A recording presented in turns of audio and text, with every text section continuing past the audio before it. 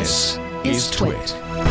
Why I'm calling is I'm hoping you give me some good advice that I'm trying to give to my church going now today and going forward for broadcasts and stuff like that. And one of them is as we get ready to come back, when a lot of these restrictions are lifted. They really want to start doing some live streaming in the church, which they've never done before. Right. Okay, so they went ahead. So are they? So they're not doing anything now. They're just everybody's home.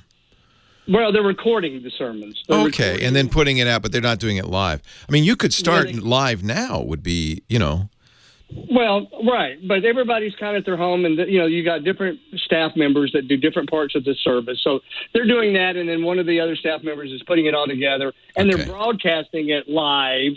On that's Facebook fine. at 11 o'clock. Yeah, that's fine. Sure. Okay, but going forward, when they get back into the church, they're trying to plan, and so I'm kind of involved with a little bit of that. Now they purchased a Mevo Plus. Okay, they purchased a Mevo That's a Plus. really cool device. I have one of those. Okay, but here's what when I'm talking to them that they're going to want to do later. They're talking about it. They like that Mevo Plus. They want to get other Mevo Pluses. No, you can't. It doesn't work that way. Right. Yeah, because I noticed on the ATEM switch that you've been touting. Am I saying that correctly? Yeah, ATEM. They say it out. Right. This is a black magic design device. In fact, this is how I would recommend a church do it. The Mevo, the whole idea of the Mevo is it's one camera, 4K, that you can virtually pan and zoom and move around because it's such a high-resolution camera. It's like 4 1080p videos, so anything within its wide angle you can zoom in on 4 times. You can move around. It has a follow feature, and it's designed to stream to Facebook and a variety of other streaming sites. The couple of issues, you can't do 2 of them, as far as I know, unless you have 2 streams. And it's I think what he should look at, $300 for the ATEM Mini, which is a little hardware switcher, has 4 inputs. Then you need 4 cameras that can output clean HDMI to that. That could be a video camera. That could be a still camera. You have to get the right ones, but a lot of still cameras have little mini HDMI plugs. You plug into that, plug it into the ATEM, and it's a camera.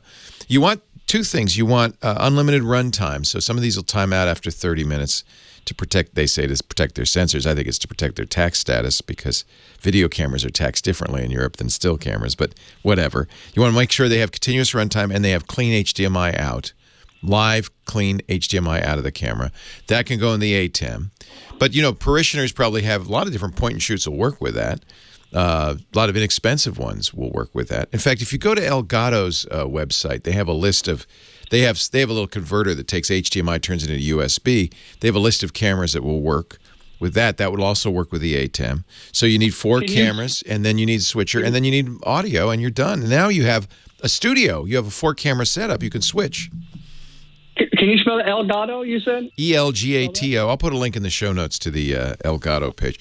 One of the reasons I'm up on all this is I'm working on a Ask the Tech Guy segment where we describe this whole setup. That'll come out in the next few weeks. So, because I want to show you how you would do this, whether it's for a church or anybody who wants to do like a mini television production. Okay, yeah, that would be great. That would you could have, you could even with that, you could have hymn lyrics scrolling up. I mean, there's a lot of things you can do with that.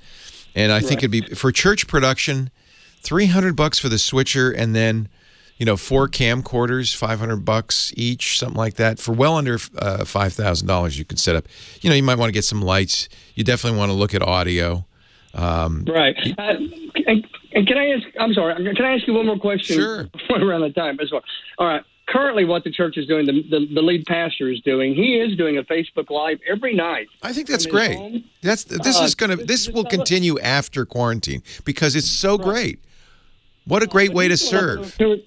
Right. He's doing a little 2 or 3 minute, just, like a nightly prayer for his parishioners. Isn't that great? great? He's doing it by Facebook Live. Love it. He's using a MacBook Pro 2017.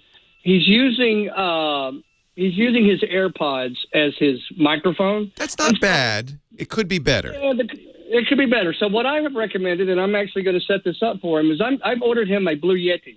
That's fine. Microphone. Because it has a USB interface, so it plugs right into the computer. Facebook, when you set up Facebook or any live streaming thing, you tell it what the camera is, but you also tell it what the audio is. So the camera does not have to provide the audio. He just, picks the Yeti. Blues are good. Honestly, there are a lot of choices. Rode makes a series of podcasting mics that are also very good and inexpensive. It would be worth doing that. We set up everybody. You notice Scott Wilkinson, he's got one of our Heil PR40s with a Focusrite Scarlett. That's what it plugs into. That turns the professional connection coming out of the Heil or any mic into a USB connection. So you can get an interface box, and then any mic will work as well. So if the church already has some mics, that's another way to do it. How about if he had an iPhone 10 or 11, I'm not sure what his iPhone is, would he be better broadcasting from that, webcam, than he would with the MacBook? And Shure makes some microphones designed for the iPhone. It's the Motiv line, M-O-T-I-V line, that give you much better audio than the iPhone microphone. And then he could stream, and the camera on the iPhone is superb. So, yeah, that'd be a lot better than a laptop. That's nice of you to do this. Thank you. And I think a lot of churches might end up doing this forever. It's a great solution.